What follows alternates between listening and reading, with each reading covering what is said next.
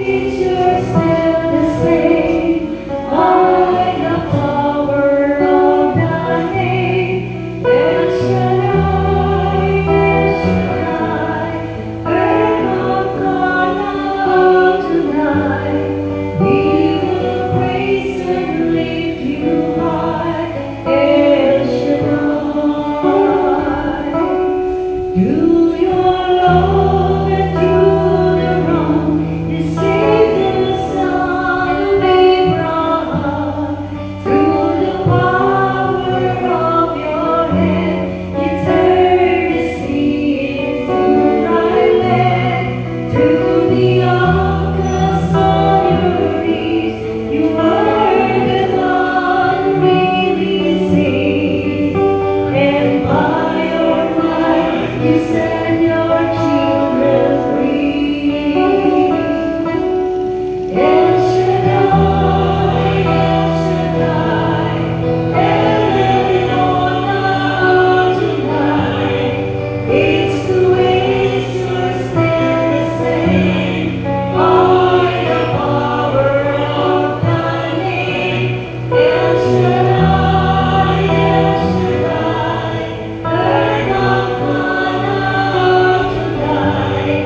We will praise and lift you high. El Shaddai.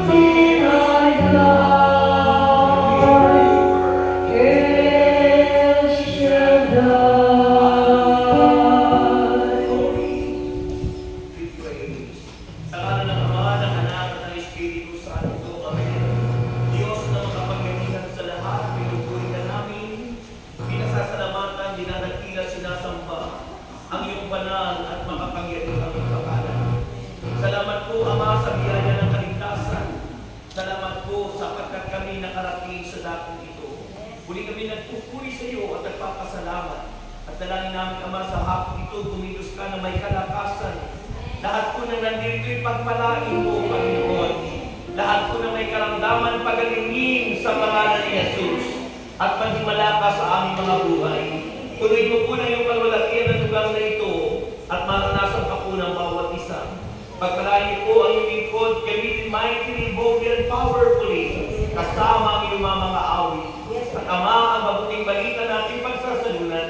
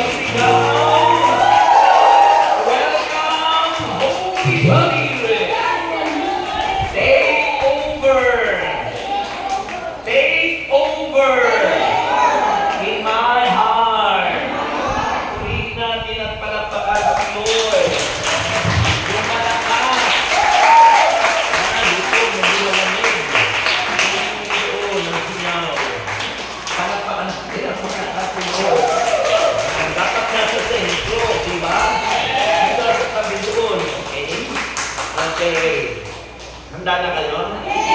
Kasi ngayon yung anniversary niyo, di ba? Kasi hindi ako nakarating nun eh. Kasi sabi ko, pagbalik ko, di ba nag-continuation ng inyong anniversary? Kaya kinagahan ko kanina eh. Alas 9, nandito na ako. Eh pumunta kami doon, naglakad-lakad. Nagulat ako, maraming nakatingin sa akin. Siguro akala nila may artistang dumating. Oo nga po. Meron nga kinausap ko, nagdalawa babae ko kumakain sa 7-Eleven. Nagulat talaga sila. Oh. Yung isa ang akala nila ako hindi si Lolo, yung bang nanalo sa gymnastics. Sabi ko mas maliit yun. Ako mas malaki. Para wag pumidback, alisin mo yung treble. Yun ang sikreto sa para hindi nag-feedback at sound. Alisin mo yung treble para maging normal yung awit o yung boses. Ayan. O di, naging normal yung boses ko, Parang boses ni Edgar Mortis. Okay. Handa na kayo? Yeah. Our gospel for today is taken from John chapter 6. Verse 60 to 69. Kaedad ko, 69. Nakidad ko po 69 sa December. Sabi po rito ng Bible, makinig kayo. Okay? Ito ang mensahe. Narinig ito ng kanyang mga alagad. Ano kaya narinig ng mga alagad na yun? Ha? Mamaya natin malaman. Sabi ito, narinig ito ng kanyang mga alagad at marami sa kanila ang nagsabi, mabigat na pananalita ito. Sino ang makatatanggap nito? Kahit walang nagsasabi kay Jesus, alam niya na naggulong-gulungan ang kanyang mga alagad tungkol dito. At sinabi niya, dahil ba ito'y tatalikuran na ninyo ako? Gaano pa kaya? Kung makita ninyong umaakyat ang anak ng tao, papunta sa dati niyang kinaroroonan. Ang Espiritu ang nagbibigay buhay, hindi ito magagawa ng laman. Ang mga salitang sinasabi ko sa inyo ay Espiritu at ito ang nagbibigay buhay. Ngunit may ilan sa inyo, makinig kayo, ngunit may ilan sa inyong hindi sumasampalataya. Sino kaya yun sa inyo? Alam na ni Jesus, buhat pa noong una, kung sino-sino ang hindi mananalig sa Kanya at kung sino ang magkakalulot sa Kanya. Idinugtong pa niya. Yan ang dahilan kaya ako sinabi sa inyo na walang makalalapit sa akin malibang ito'y loobin ng Ama. Mula nooy marami sa kanyang mga alagad ang tumalikod at hindi na sumampalataya sa kanya. Tinanong ni Jesus ang 12, at kayo, gusto rin ba ninyong umalis? Sumagot si Simon Pedro, Panginoon, kanino pa po kami pupunta? Nasa inyo ang mga salitang nagbibigay buhay na walang hanggan. Naniniwala kami at natitiyak namin na kayo nga ang banal na mula sa Diyos. Mga kapatid, ang mabuting balita ng ating kaligtasan. Blessed be the Lord God Almighty. Blessed be the Lord God Almighty. Blessed be the Lord God Almighty, who was and is to come. Blessed be the Lord God Almighty, who reigns forever. Thank you.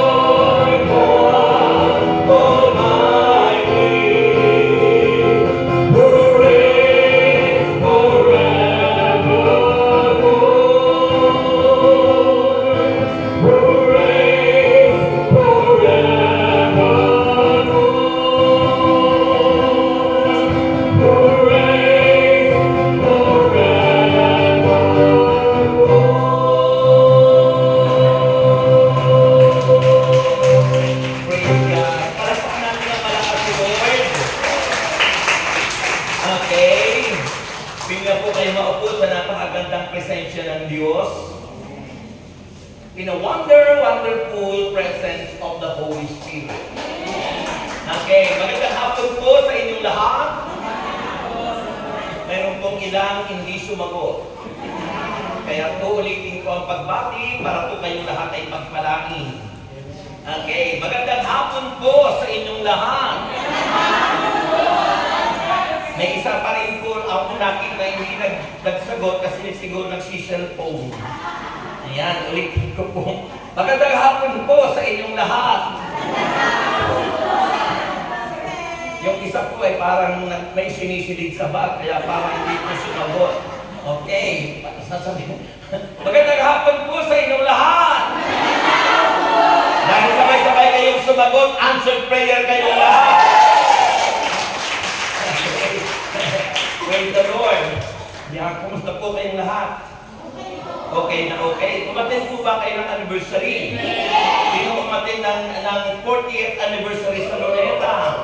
O yun, pinagpala po kayo ng Panginoon. Alam niyo po ba, ngayong pagkatapos ng anniversary, ito po yung nag-uumpisa pa lang tayo. It is now the beginning. Alam niyo kung bakit? Alam niyo kung bakit? Yung pong mga Israelita, sa loob ng 40 years, sila po ay naglakad, nag-travel ng 40 taon sa wilderness, sa ilang. Pero hindi po nila narating ang lupang pangako. Ipinatanaw lang. Ipinatanaw lang, ang layo pa rin. Hindi nila narating. Tayo kaya? Sino sa palagay nyo makakarating kaya kayo sa lupang pangako? Ha? Alam mo yung pinoportray ngayon ng lupang pangako, yun yung pinangako ng Diyos. Yun yung buhay na walang hanggan.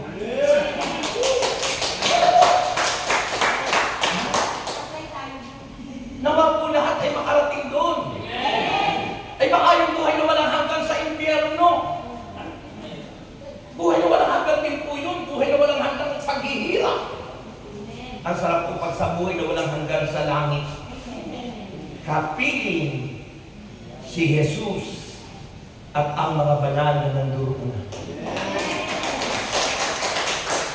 Kaya kung isa ka lang po ngayon, 41 years of traveling, of faith, love, and unity. Sana po lagi naisip niyo yung team na yun, faith, love, and unity. Pananampalataya, pag-ibig, at pagkakaisa. Kailangan sa pamilya nagkakaisa.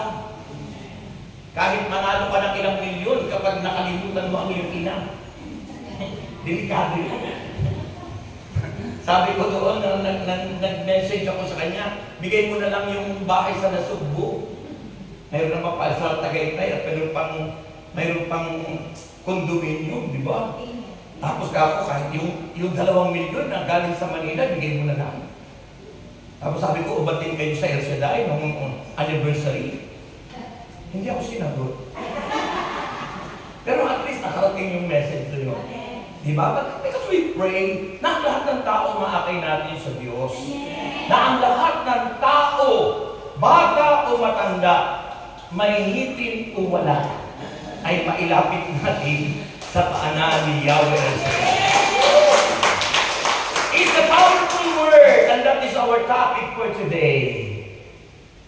The spoken word of the Lord Jesus Christ. Ang salita ni Kristo na kanyang sinabi sa kanyang mga alagad.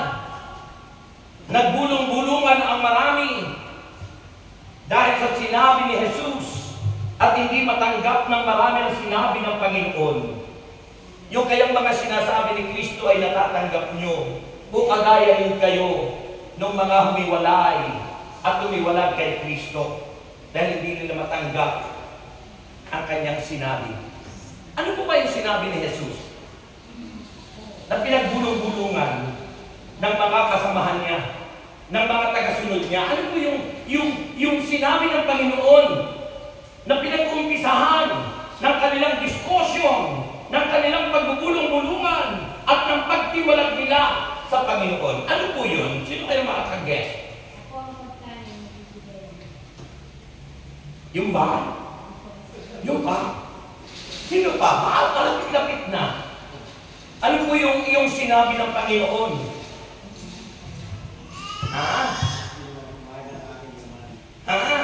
Ang sabi ng Panginoon na doon nag-umpisa ang kanilang discussion. Ang sabi ng Panginoon ay, maliban na kainin ninyo ang aking katawan at inumin ang aking dugo, hindi kayo magkakamit ng buhay na walang hanggan. At nung marinig nila yun, nung marinig nila yun, yung iba ay nagbulong-bulungan. At ang sabi ng maraming mga kasamahan nila, hindi natin matatanggap yan. Hindi natin matatanggap yan kasi cannibalism. Paano natin kakainin yung katawan ni Kristo at paano natin iinumin yung dugo ng Panginoon? At ang sabi nila dito, ano sinabi roon? Sabi roon ay, sabi roon sa verse 60, narinig ito ng kanyang mga alagad at marami sa kanila ang nagsabi, mabigat na pananalita ito. Sino ang makatatanggap nito? Sino? Kasi yun yung sinabi sa verse 58 to 59. Sabi rito ng verse 58, ito ang tinapay na bumaba mula sa langit. Hindi ito katulad ng kinain ng inyong mga ninuno sa ilang. Namatay sila kahit kumain yun. Ang kumakain ng tinapay na ito ay mabubuhay magpakailanman. Sinabi ito ni Jesus sa sinagoga habang siya ay nagtuturo sa Kapernaum. Purihin si Jesus. At ang aming yun, ang sabi nila, hindi nila ito matanggap. Ano sa palagay nyo? Bakit hindi nila ito matanggap? Bakit hindi nila matanggap? Critical thinking. Anong ibig sabihin ng critical thinking? Mag-isip. Pagganahin ang isipan. Bakit hindi nila matanggap yung aral ng Panginoon? Hindi sila naniniwala sa Panginoon. Bakit hindi sila naniniwala sa Panginoon? Wala silang pananampalataya. Bakit wala silang pananampalataya? Because they don't let the Holy Spirit to move and to guide them. Hindi nila matanggap dahil hindi nila inaalaw o pinahintulutan ng Espiritu ang magpaliwanag sa kanila. Pag ang Espiritu ang nagpapaliwanag sa akin, matatanggap mo. Kaya nga sabi ng Panginoon, ang aking salita ay Espiritu at buhay. Ang aking mga salita ay Espiritu at buhay. Pero kung kahit na tayo nagbabasa, nag-aaral, nakikinig, kung hindi naman natin inaalaw yung Espiritu, wala ka pa rin buhay. Wala ka pa rin kabuhay-buhay. Tumataya ka pa rin sa luto. Tumataya ka pa rin. Kanina, inaalok ako. Ano kaya ako yan? Ano daw yun? Ano ba yung may tawag sila doon? Sa may kanto? Hindi wedding ang tawag nila. Hindi? May tawag nila. Parang STL. STL, sabi ron. STL. Parang waiting din yan. Inaalok ako, kala ko ano yun. Sabi ko, waiting pa rin.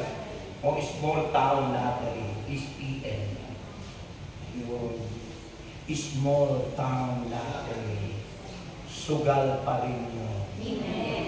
Ang kinagabayan ng Espiritu Santo hindi umaayon sa takbo ng sanlibutan. Kaya tayo praise the Lord ng praise the Lord. Kung sumasang-ayon tayo doon, hindi ang Holy Spirit ang siyang ating sinusunod. Biglang humila ang kanilang palakpakan. Hindi ba? Biglang humina. Diba? So sabi ng Bible, makinig kayo sa verse 63. Sa English version, sabi ng, the word that I have spoken, the word that I have spoken to you are spirit and they are life. Sa Tagalog, sabi po rito, verse 63, ang Espiritu ang nagbibigay buhay, hindi ito magagawa ng laman. Ang mga salitang sinasabi ko sa inyo ay Espiritu at ito ang nagbibigay buhay. Amen.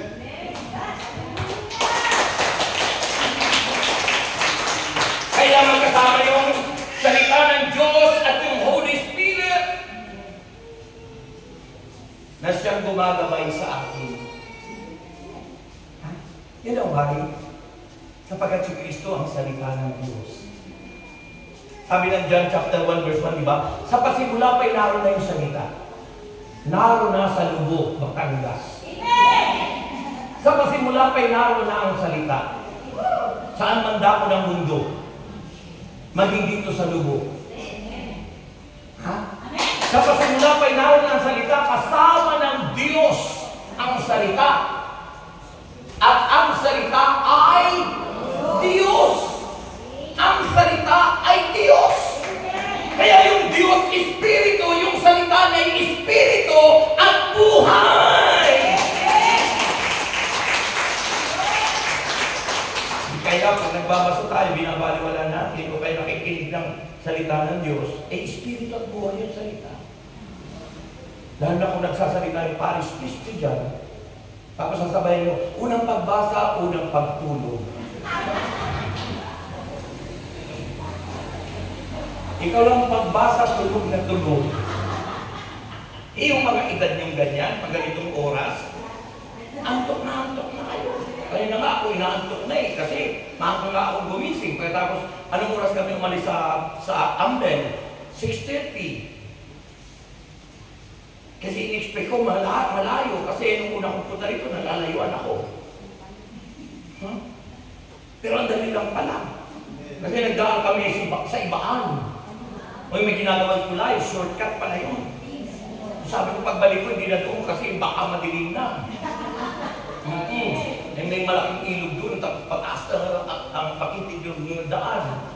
Oo, kasi makipot ang daan patungo sa buhay na walang ibigan. Ano nga pala ang ibig sabihin sa inyo noon? Makipot ang daan patungo sa buhay na walang hanggan. Ibig sabihin, kapag patungo sa langit, always there is suffering. Mayroong mga pagdurusa, may mga pagtitiis. Kapag hindi mo pinagtiisan ang lahat ng dumarating sa buhay mo, hindi ka makararating doon. Yung bang ikaw ay nagwala na, nagmura ka sa isip mo, kasi may nahihirapan ka na, nagsalita ka na ng di maganda, nagmura ka na kung ano-ano mga pinagsasabi mo. Di man narinig ng sino man tao, narinig ni Yahweh El Shaddai. Kaya iwasan nyo yung magsalita, sabi nga ng Panginoon. Ako natumbik doon, sabi ng Panginoon. Tumingin ka lang ng mahalay sa isang tao. Halimbawa ako lalaki, tumingin ako ng mahalay sa isang babae, nangangalo niya na ako. Kaya kahit hindi ako gumawa physically, pero sa isipan ko, may masama akong iniisip sa'yo, nangangalo niya na ako. Kaya pinagsisihan ko lahat yun sa Lord. Kasi yung lagi ka, ang pinurito mong so ngayon, imagining the night I was with you. Ay, nag-i-imagine ka. Diba? Ako nun, wala pa, i-imagine. Kung ano nung iniisip mo, nakakalo na ka nun. O, di ba? Sabi ng aming professor, nung sa pag-aaral namin itong, yung sa diploma certificate, sipin mo, sinasabi ng iba, hindi naman ako nangangalo niyan, hindi naman ako gumagawa ng ganito, hindi naman ako nagkakasala, pero yung isipan mo, di ka nga tumataya ng loto, di ka nga tumataya ng wedding, pero yung iyo namang isipan, ang dumi-dumi. Para yung mga taong nanunuya sa atin, sabi ng iba, ang dami-dami yung ribulto, dalaman pa kayo, sumasabakay sa ribulto. Pero yung isipan niya, puno-puno ng ribulto ng kawalaswaan. Wala nga ribulto, pero ang daming imagination ng ribulto dyan sa amin. Ribulto ng babae, vocalist, ribulto ng kung ano-ano. Di mas matinding kasalanan.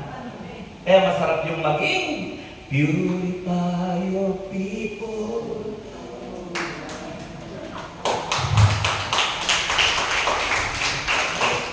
Lahat ng pumapalakpak na may bonus kayo. Makinig yung bonus nyo sa Panginoon, mga kapatid. Kaya sabi dito sa verse 61, makinig kayo. Sabi ng Panginoon, kahit walang nagsasabi kay Jesus, alam niya na nagbubulong-bulungan ang kanyang mga alagad tungkol dito. Kahit walang nagsasabi kay Jesus na may ginagawa kang alam niya. Because God is all-knowing God. Di man nalalaman ang sino man ang ating mga maling ginagawa, alam ng Panginoon. At walang magtatago tayo sa ating Diyos. Ang lahat ay lantad.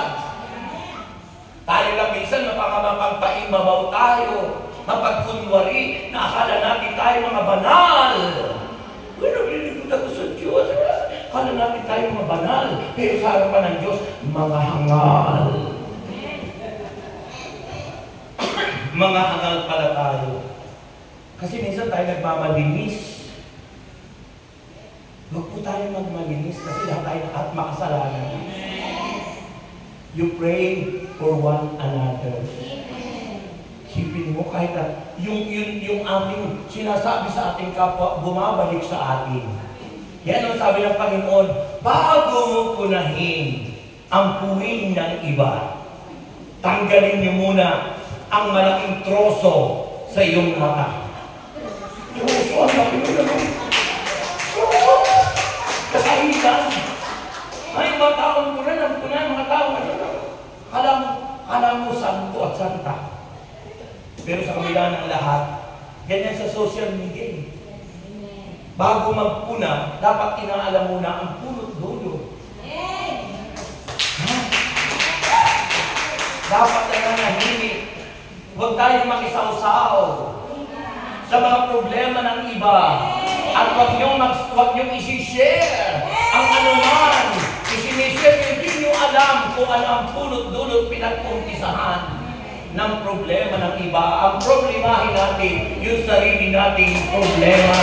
Purihin ay Diyos! Ngayon sa social media, marami na hindi sausaw eh. Mga Marites at Marisol. Alam mo na nakakadala ko yung gano'n kasi pwede tayo malimanda.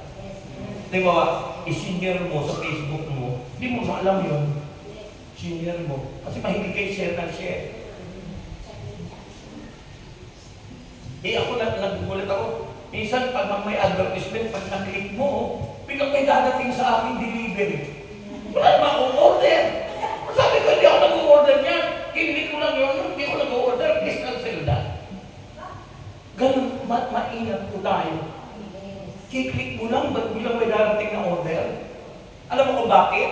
Kasi dati na ako nag-order doon sa yun. Pero pag kinlik mo, may information na sa kanila kung sino ka.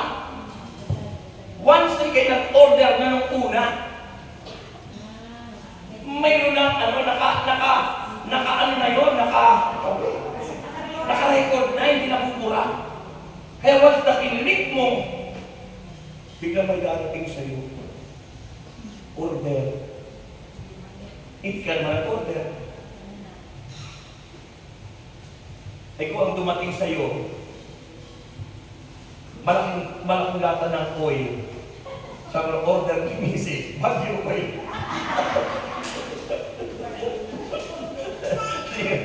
Kaya wag po kayo click ng click. Ang delikado po, huwag kayo makisaw-saw sa problema na may problema. Ang ating problemahin, ang sarili nating problema. At alam nyo, lahat ng problema ay may solusyon. Iisa lang ang solusyon ng problema, si Jesus. Si Jesus ang solusyon ng problema. Kaya huwag kayong iwalay.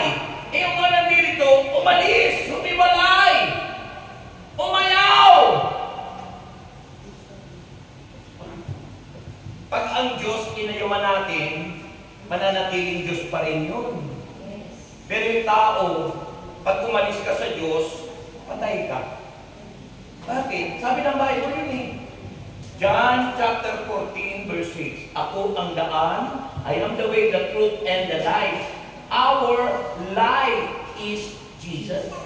Ngayon kung umiwalay ka kay Kristo, wala ka ng buhay. Patay ka na. You are not connected. You are disconnected. At when you are disconnected, wala ka ng source of power. Amen. Hindi ka na makakakontak, hindi ka na makakaano. Yan, deactivated yan. Ha? Kaya po, mahalaga po, manatili kayo, sabi ng Panginoon, manatili kayo sa akin at mananatili ako sa inyo. Ano mang hingin mo sa aking pangalan, ipagkakaluot ko ito. Amen. Amen? Kaya sabihin mo sa iyong katabi, mula ngayon, huwag ka na makisawsaw sa problema ng iba. Asikasuhin mo ang sarili mong problema. Hindi pa nga natin nalulutos yung problema natin sa bahay natin. Ang bahay ng may bahay, pinoproblema mo. Iwag kung ganon, mga kapatid. Amen po ba? Sabi po noon, kahit walang nagsasabi kay Jesus, alam niya na nagulong-bulungan ang kanyang mga alagad tungkol dito. Kaya sinabi niya, dahil ba dito'y tatalikuran na ninyo ako? Sipin mo, hindi pa nga nangyayari yung pangako ni Lord. Tumatalikod na. At ang sabi ng Panginoon, gaano pa kaya kung makita ninyong umaakyat ang anak ng tao papunta sa dati niyang kinaroroonan?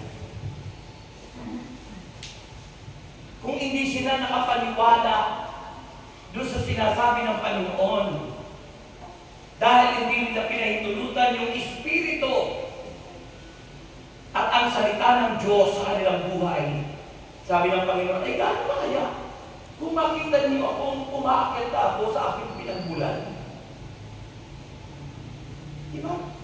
Kasi mangyayari lang yung tunay at tapat na pagsampalataya sa Diyos kung ang nagagabay sa atin ay ang Espiritu ng Diyos at ang kanyang mga salita. Amen. Pag ang salita ng Diyos ay yung gabay at patnubay, yun ang kanyang Espiritu at ang buhay. Amen. Sabi niya, ang aking mga salita ay Espiritu at buhay. Amen. Kaya po, huwag kayong magpapabaya. Always remember that your body is the temple of the Holy Spirit. Amen. Sabi ng 1 Corinthians 3 verse 16, ang ating puso, ang ating katawan ay templo ng Espiritu Santo na nananahan sa atin. Parurusahan ng Diyos ang sino mang magwasak sa templong yan. At sabi roon, kayo ang templong ito. O isipin mo kung ang Diyos ay templo ng Espiritu, ang ating puso. Pagkatapos ang akin ang bibig ang lumalabas sa puso ay iba. Hindi yun ang Espiritu Santo. Di ba sabi roon ng Mark 7:21? ang nagpaparumi sa tao kung ano yung lumalabas sa ating mga bibig. Diba? Pag hinahanap ka, na magpakalan mo ay si Rosa, biglang dumating galing sa Maynila, hinahanap ka, uy, mama, sister, ay, brother, kilala niyo ba si Rosa? Isip ko na, sino po Rosa? Yung Batches-Busa na laging tumataya sa lottery. Hindi ko pa rin maisip. Si Rosa, na-Chismosa.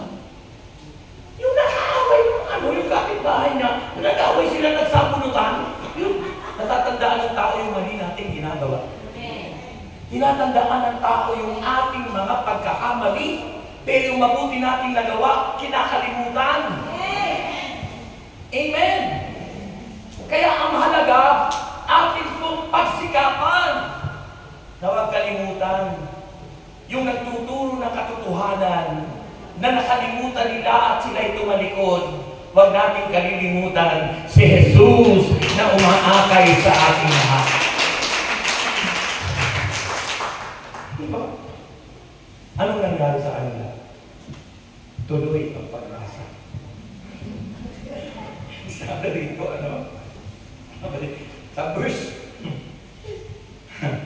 sabi rito, verse 61, letter B. Dahil ba rito yung tatalikuran ninyo ako? Gaano pa kaya kung makita ninyong umaakyat ang anak ng tao, papunta sa dati niyang kinaroroonan? Tapos verse 63, pinaliwanag ni Jesus. Kaya sila tumalikod, hindi nila naunawaan ito. Iyon ang susi, verse 63. Para maunawaan natin ang lahat-lahat na nagaganap sa atin. Ang susi, ito sabi nun, ang Espiritu ang nagbibigay buhay. Para maging masaya ka, para maging maligaya ka, at kitang-kitang buhay na buhay ka. Mahintulog ka ang Espiritu Santo sa sarili mo, sa buhay mo. Dahil ang Espiritu Santo, sabi rito, ang Espiritu ang nagbibigay buhay. At hindi ito magagawa ng laman ng ating sarili. Hindi magagawa natin. Hindi magagawa ng laman. Ang Espiritu ang nagbibigay buhay. Hindi ito magagawa ng laman. Ang mga salitang sinabi ko sa inyo ay Espiritu. At ito ang nagbibigay buhay. Kung bakit tayo mo, letter E, small e, sa English, small s, ang tinutukoy po doon ay light.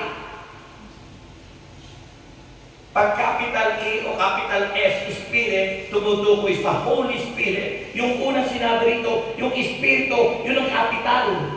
So, ibig sabihin magkaiba. Yung sabi ng Panginoon, Espiritu at buhay.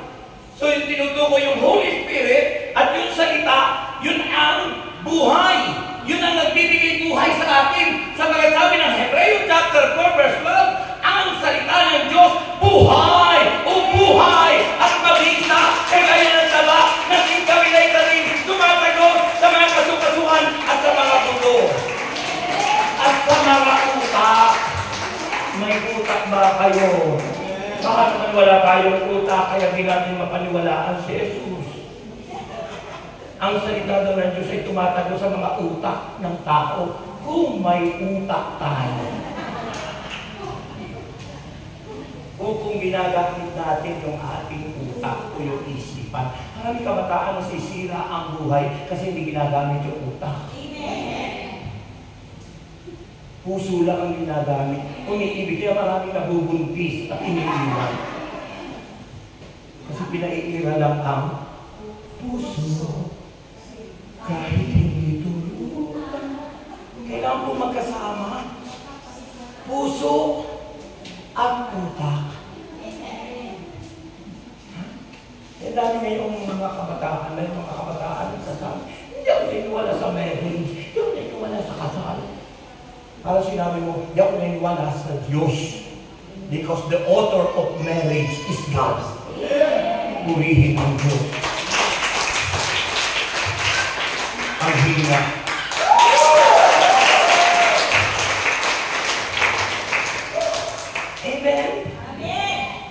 kailangan gabayan yung inyong mga anak. Dahil pag hindi nyo ginabayan, baka ang daming mga broken family at maraming mga bata at maraming mga kabataan na single parent. Kasi nagkaroon ng UTI. Ano ibig sabihin ng UTI? Umibig tapos iniwan.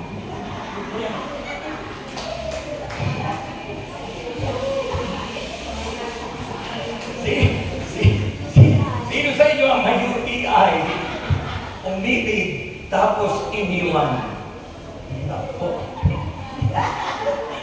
Mga kapatid, ano? Sipin mo, maraming kabataan nagkaka-UTI.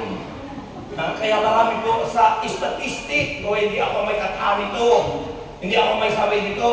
Sabi yan ng statistic, ano po ang ibig sabihin ng statistic? Batay sa record. Na maraming kabataan na umibig tapos iniwan ang boyfriend, yun, nagkaanak. Pagkatapos pagkaanak, namuhi sa kanyang boyfriend at sinabi na niya, I don't believe in marriage. Kaya ang gagawin niya, iibig na lang ang iibig pagkatapos iiwanan. Sino ang nasira ang buhay? Babae. Kaya nga against tayo bilang Catholic, we are against in divorce. Hindi tayo sumasang-ayon sa divorce. Sapagkat masisira ang mga tao, masisira ang pamilya, ay ang may akda ng pamilya ay ang Diyos. Ang hina. Ang hina. Amen. Kaya sabi natin, pamilya muna. Unahin natin ang mga pamilya natin. Sarili natin pamilya, hindi pamilya na may pamilya. Ha? Baka mamaya ay akay kayo ng akay ng mga tao, yung pamilya hindi nyo nakakakay. Baka naglilingkod ka na, asawa mo lasinggero pa rin hanggang ngayon. O mga anak mo, drug addict, o mga may bisyo pa rin. Siguraduhin nyo, naglilingkod ka, makakay nyo, hindi naman biglaan yan eh. Tayo-tayin nyo. Kung di mo kaya, pray. Pray and pray. Ako may 8 anak. Yung isang anak ko, pinag-pray ko. Kasi ano, parang ko sa ano eh, ano. Malapit. Pero I believe that there is power in prayer. Yes! Ang panahon. Dahil sa ng Bible, doon sa Philippians chapter 2, at ating dinideklara, and every knee shall tumutugtog na, biglang hindi tumugtog. Every time. Inama pa rin kanina tapos biglang nawala yun. Diba? Ibig sabihin darating ang panahon, lahat ng tuhod ay luluhod sa Panginoon. Lahat ng labi ay magsasabi na si Kristo ay Panginoon at Diyos. Diba? O bakit ko sinigil yung pagpagano mo? Ikatagatan mo mayroong background. O bakit sinigil mo? O diba? Yung po ang ano no, kaya hindi po ako nawawala ng pag-asa. Dahil sinabi ng Biblia, dahil ang salita ng Diyos ay espiritu at buhay natin lahat. Kaya hindi dapat po na kayo ay walang Biblia. At ang Biblia, gawin yung prayer book, gawin yung ang Biblia na inyong kaagapay sa buhay. Hindi yung kung ano-ano mga libro, yung mga kabataan, mas gusto pa nila pocketbook. Kasaysayan ng mga love story ng kung sino-sinong tao na walang power. Diba? Ang dami tao, gusto nila pocketbook. Samantala yung pocketbook, kwento lang ng kasaysayan ng mga love story, yung mga kung ano-ano mga kasaysayan yan. Yung mga kabataan pa, mas gusto pa nila mga Korean pocketbook. Pinuloko tayo. Halatang niluloko yung maraming Pilipino. Sipin mo, gustong-gusto mong manood Koreano tapos ang salita'y Tagalog, Pilipino. Koreano yung tumagal na. Hindi ba niluloko kayo na? O sipin mo, Korean people tapos ang salita ay Pilipino. Dapat napapaloko ka naman. Babad ka ron. Sabi sa asawa ko, Mama, halika na, tutulog na tayo. Korean na pelikula, kahit kung ano pinanonood nyo sa cellphone. Eh naubos yung magdamag, aalis na naman ako, walang nangyari sa magdamag.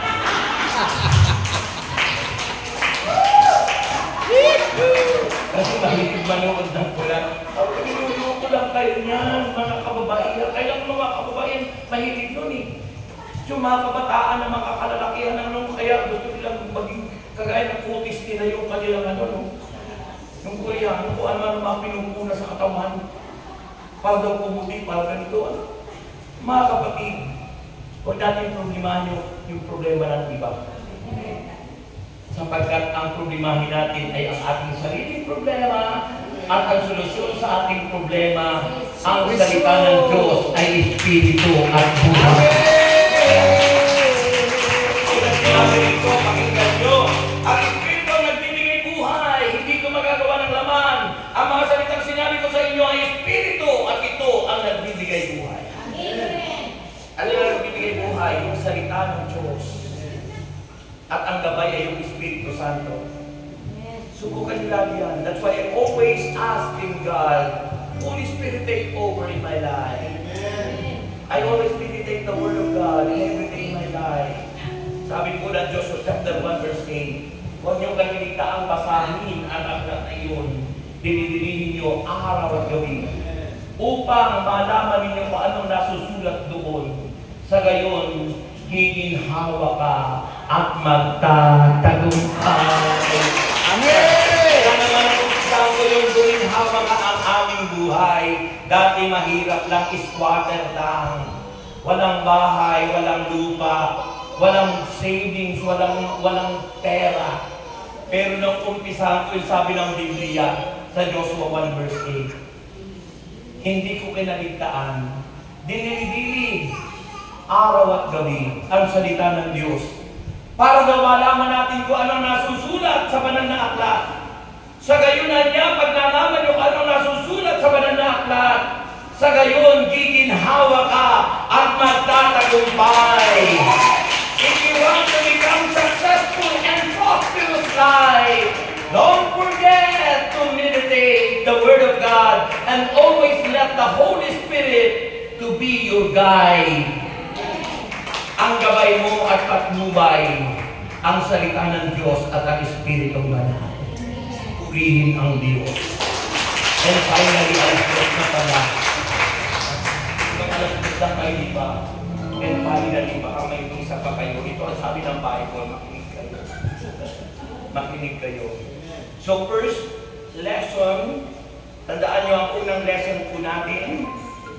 It is not the flesh, but the Spirit that gives life. Amen. Hindi po ang laman, kundi ang Espiritu. Pangalawa, we need to allow the Holy Spirit and the Word of Jesus Christ to guide us. Kailangan ang gabay natin at patnubay ang Espiritu Santo at ang kanyang mga salita. Huwag natin kaliligtaan. Invest your time to read the Bible, to meditate the Bible, and always invite the presence of the Holy Spirit in your life. Amen? And finally, tandaan niyo po that we are called. Tayo lahat ay tinawag. Hindi po yung C-O-L-D, hindi po malamig. But we are called. Tinawag po tayo lahat. Sino sa inyo ang tinawag? We are called to be spiritually alive. Tinawag tayo na dapat tayo laging buhay spiritually by living out the gospel values taught us by Jesus. Pahalagahan niyo po ang salita ng Diyos. Kasabihan niyo, ang tunay na nabaptize ng Holy Spirit, kinasasabitan ang salita ng Diyos lagi. Yung malalim ng pag-ibig at pagmamahal sa salita ng Diyos, na iba yung pananaw mo sa buhay. Nawala na yung iyong gana doon sa mga makasanlibutan na dati mong ginagawa. Nawala na yung gana ko. Nawala na yung gana ko talaga lagi. Yung dati kong panunood ng board show. Nawala na, tinalikdan ko na. Yung po ang dati kong trabaho. Ha? Baka nga napanood nyo ako doon, parang hindi naman ako nakikilala nun. Kasi nung pala, ginawa nyo pala may camera nakatutok sa amin. X-rated yun. Itinda naman, DVD. 1986 po yun. Kasi din na kami sa isang kwarto na nakaano eh. Tapos yun kami, hinubaran talaga yun. May mga babaeng kasama. Kwarto-kwarto. Pagkatapos ang tapos po yun, may ari Chinese. Eh kami naman kasi gusto kasi sabi, manunood daw kami sa taas ng show. Live show. Pero bago daw kumakit kami sa third floor, kailangan daw kami punasan ng maligamgam na tubig mula ulo hanggang talampakan. Eh kami naman sunod-sunuran kasi mga bata pa kami nun. Sunod-sunuran. Anong ginawa sa amin? Pinatanggal lahat ang damit. Lahat. Naked. Nakahiga. Ay, ang lalaki ng babae.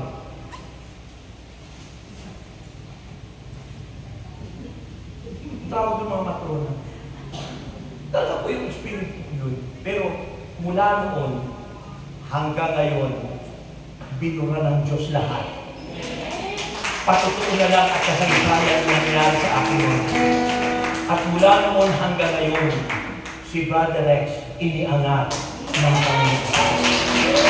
Yung dating walang bahay, nagkaroon ng bahay. May bahay kami sa Bikutan, may bahay kami ngayon sa multinational village, may condominium unit sa multinational, sa Ambel, may lupa sa Bulacan, iba't ibang lupa. May lupa sa, ano yan, yung dyan sa sa may libingan. Diyan sa may Manila. Port Bonifacio, tawag dyan. Yung po dyan, heritage. Sa heritage, po. Ha? Kaya, saan ka pa? Kung ang Diyos ay nagsabi sa John chapter 15, verse 7. Sabi ng Panginoon, kung mananatili kayo sa akin, at mananatili sa inyo ang mga salita ko, hingin nyo na ang inyong maibigan at ibibigay ito ng Panginoon sa inyo. Amen! Sino gustong humingi ng asawa?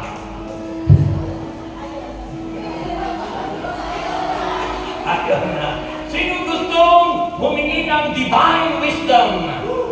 Makakapasa sa kanilang mga examination itong dalawang ito. Yan. Magiging maganda ang future nyo sa buhay. Lahat ng pinanalangin kong tag-take ng mga board exam, pasado lahat. Walang hindi. Because there is power in the word. May kapangyarihan na naman sabihin ay magaganap sa buhay natin. Amen po ba? Kaya ngayon, ito na yung buhay po natin. Tumayo na kayong lahat.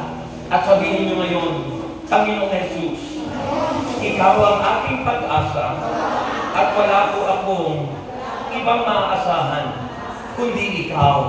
Kaya naman, ibinibigay ko sa iyo ang aking buhay, ang aking pamilya, at ang aking buong pagkatao. Mula ngayon, Ika'y aking paglilingkuran ngayon at magpakailanman. Raise up your hands to God. Come on. Hallelujah. Come on, surrender your life. Hallelujah. Glory.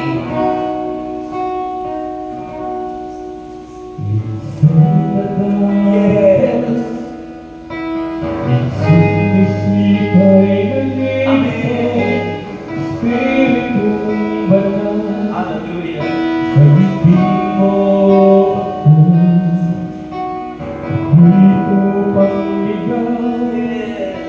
Ngayon sa'yo'y sumasama.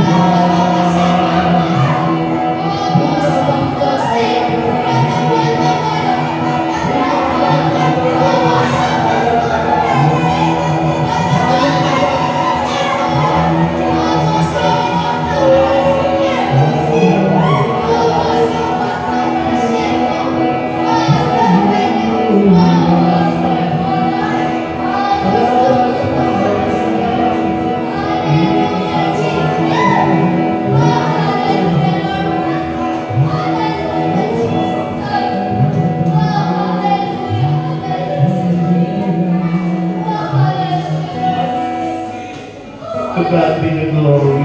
Hallelujah. Let's declare, to God be the glory. Salamat ng Diyos. Hallelujah. To God be the glory. To God be the glory. For the things He has done. With His blood He has saved. With His power He has raised me.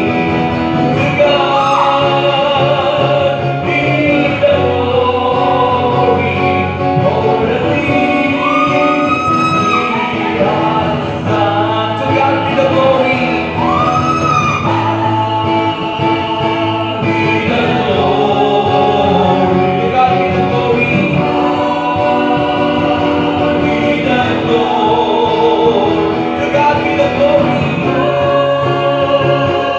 Be the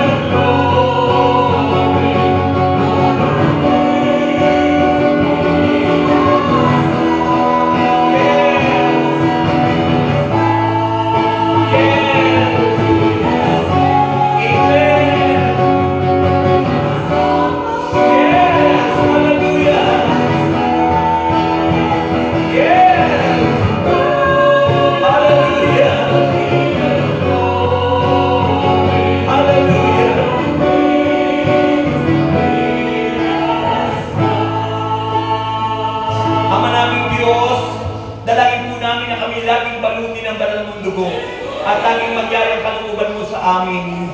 Lagi namin, Panginoong, intindihin ang aming mga sarili-sariling problema, ang aming mga sarili-sariling pamilya, at lagi mo kaming gabayan ng iyong Espiritong Banal at ng iyong salita. Sa pangalan ni Jesus, ang lahat ay magsabi ng Amen. Palakpakan natin si Lord ng napakalakababay siya.